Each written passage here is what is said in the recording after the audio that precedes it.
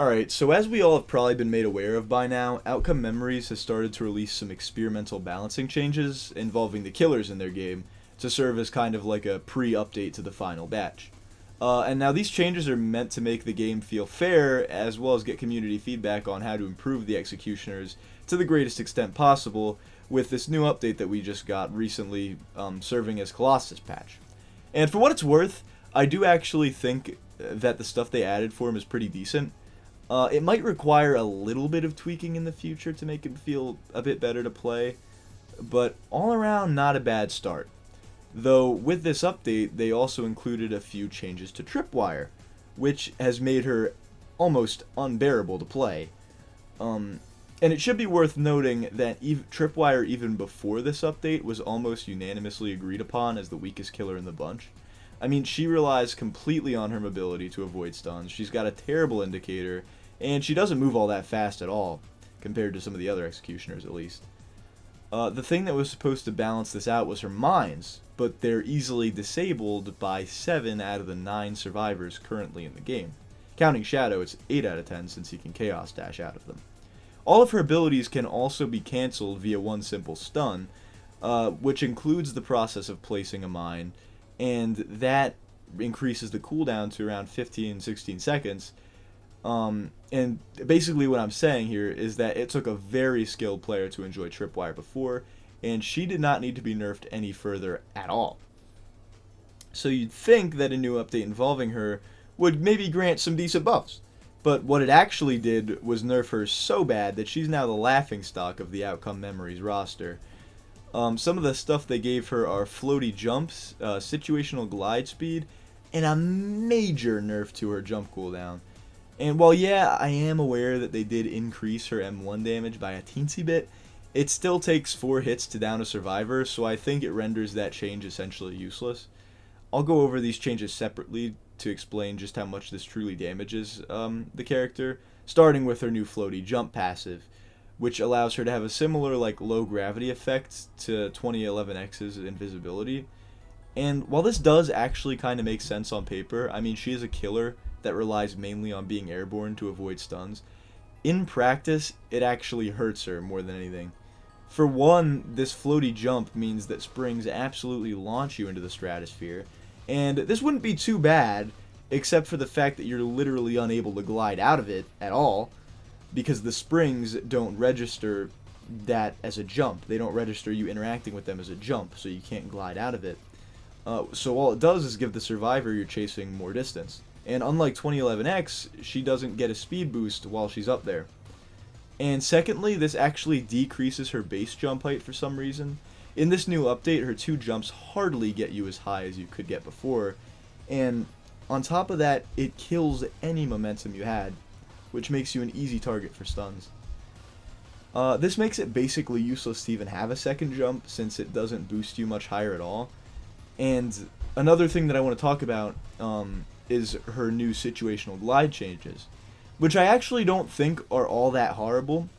Before the update, and before the glitch crippled her, of course, she had a glide speed of 1.5 times her base speed, and now she's got a speed of 1.6 times when she's further from players, and 1.2 times when she engages in a chase. This actually isn't awful, since she does have to be fast when not engaging with anyone in order to set up her mines around the map, though it could be annoying how fast she could catch up with her glide if it was utilized correctly before. And it's also worth noting that this also kind of acts as another indicator. If you start moving slower, then chances are there's a player around you. And as I said before, her indicator right now isn't exactly the best. It's pretty bad. So anything to find new players is a great addition. And because they made her able to get so much height from springs, this should also mean that she can close the gap between unsuspecting survivors easily, right? Well, wrong, because the floaty passive ruins that whole thing. She can't glide off of a spring to gain height easily, so it actually makes it worse to try and utilize them at all during chases. You want to avoid them if necessary, and it makes it almost impossible to gain enough height to use the glide normally, because the floaty passive limits how high she can jump in a trade-off of how long she can stay in the air. But in my opinion, that's not equal at all. And finally, the worst part of this update, without a doubt, I could take all of this. I could take the floaty passive, I could take the situational glide speed, but the worst part, without a doubt, is her new jump glide cooldown. It's increased, and I just have to wonder why the devs included this. Because, as I said earlier, her one method of avoiding stuns is mobility. Being able to jump, double jump, and glide out of the way of incoming attacks are the only thing that make her even remotely viable.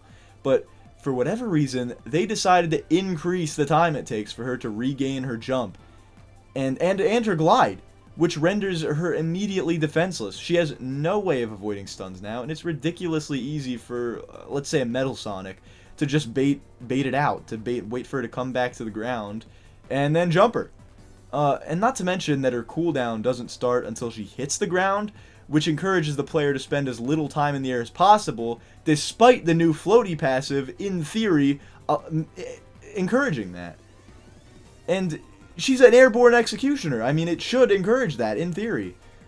But she's become extremely predictable now as to when she's actually going to jump and how long she'll be in the air for, and it completely ruins the whole flow of playing as her. I mean, you might as well put a movie on in the background or something for how long you're going to be sitting around stunned.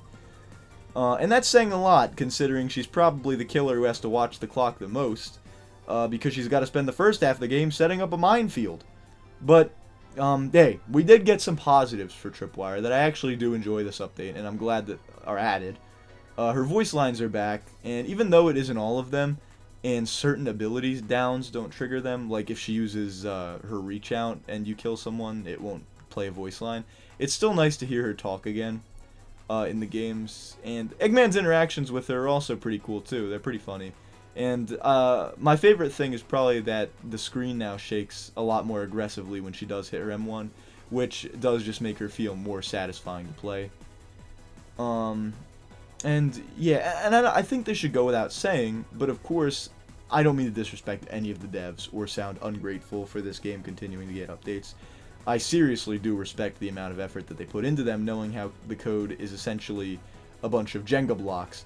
But as a, now former, I guess, Tripwire main myself, I'd really like to see her perform to the best of her ability when all's said and done, and I think they should probably just revert her back to her original state, at least until the final batch or her own patch comes out, because I think that would just make the most people happy. I mean, the game already is pretty survivor-sided, and weakening a killer like Tripwire to the extent that they have doesn't really do the community many favors, except for encouraging her to lose more games. So yeah, that's all I have to say about Tripwire, about the new update. I'm sure they'll get her fixed up soon. But yeah, alright, thank you. Thanks for watching.